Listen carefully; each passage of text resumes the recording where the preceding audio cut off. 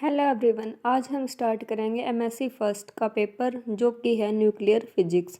Nuclear physics में हम start करने वाले हैं फोर्थ यूनिट, और जो फोर्थ यूनिट वो हमारी इस रिलेटेड है पार्टिकल फिजिक्स से। तो हमें यहाँ पे पार्टिकल फिजिक्स के बारे में पढ़ना है। सबसे पहले हमें पता होना चाहिए कि पार्टिकल फिजिक्स क्या होती है।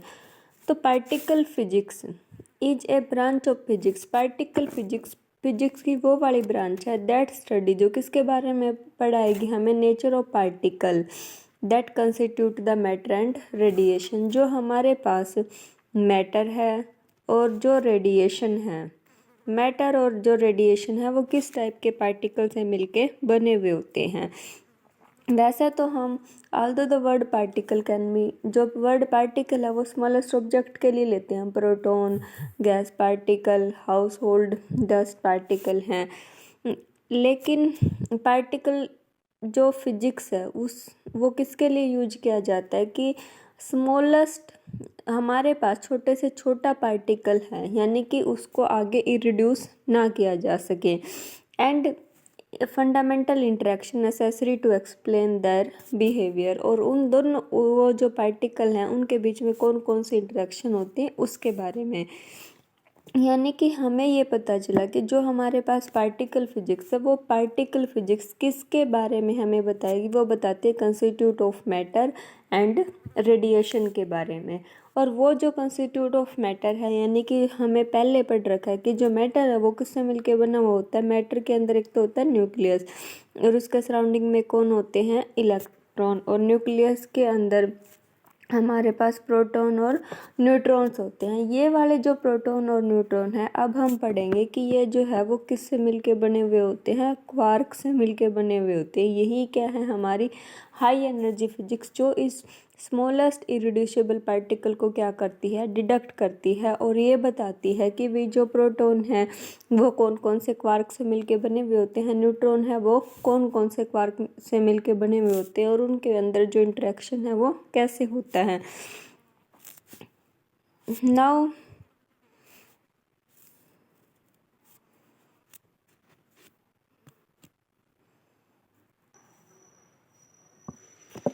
Now high energy physics deal with, जो हाई एनर्जी फिजिक्स है वो किसके साथ डील करती है। सबसे जो फर्स्ट है, with the study of ultimate constitute of matter. जो हमारी हाई एनर्जी फिजिक्स है वो किसके साथ डील करती है, कंस्टिट्यूट ऑफ मैटर के साथ।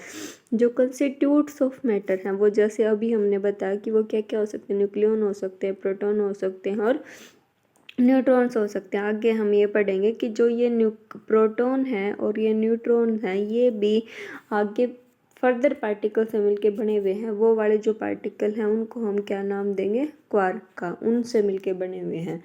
The nature of interaction between them, और उन जो पार्टिकल हैं उन पार्टिकल के बीच में जो इंट्रैक्शन होगा वो इंट्रैक्शन कैसा होगा।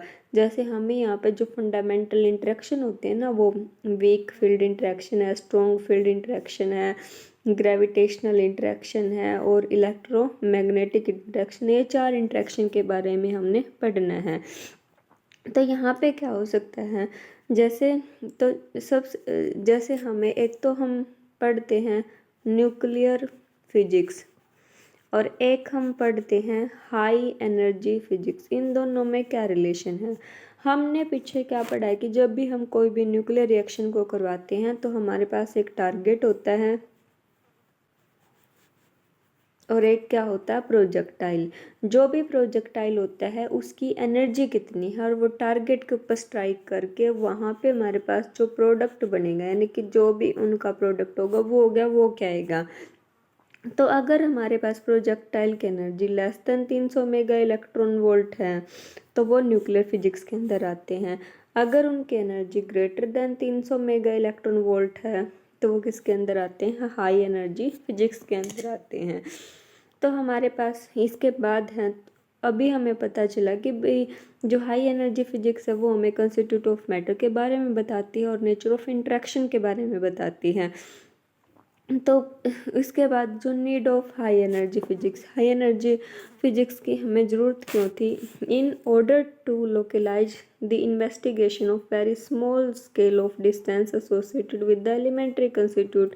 जो भी हमारे पास, जैसे हमने अभी पढ़ा कि जो हमारे पास एलिमेंट्री कंस्टिट्यूट होते हैं उनके बीच में कितना स्मॉल डिस्टेंस हो सकता है और उनकी जो हाईएस्ट एनर्जी है वो कितनी हो सकती है, उस चीज़ के बारे में लोकलाइज इन्वेस्टिगेशन करने के लिए हमें किस चीज़ की ज़रूरत पड़ी है, हाई एनर्जी फिजिक्स की ज़रूरत पड़ी है। जो बहुत सारे फंडामेंटल कंस्टिट्यूट होते हैं उनका लार्जर मास होता है और require corresponding to high energy for their creation and study. तो यानी कि उनके क्रिएशन के लिए, यानी कि जो हमारे पास बहुत सारे फंडामेंटल कंस्टिट्यूट हैं उनका मास ज़्यादा है, तो उनको क्रिएट करने के लिए हमें हाई एनर्जी चाहिए। तो उसके लिए हमें किसकी ज़रूरत है, हाई एनर्जी फिजिक्स की ज़रूरत है। ना जैसे यहाँ इन पिक्चर्स में दिखाया गया है कि जो साइज है हमारे पास एटम का, साइज ऑफ एटम, एटम का जो साइज है वो क्या है 10⁻⁻8 सेंटीमीटर के नियर अबाउट होता है। न्यूक्लियस का साइज 10⁻12 के रेंज में होता है। प्रोटॉन का साइज 10⁻13 की रेंज में है। इलेक्ट्रॉन का साइज 10⁻16 की रेंज में है। और यहाँ पे जो ग्रीन दिखाया गया है वो क्या है, क्वार्क। और जो क्वार्क का साइज होता है, क्वार्क का साइज है 10⁻⁻18 centimetre. Now in next class we will discuss about classification of particle. Thanks for watching.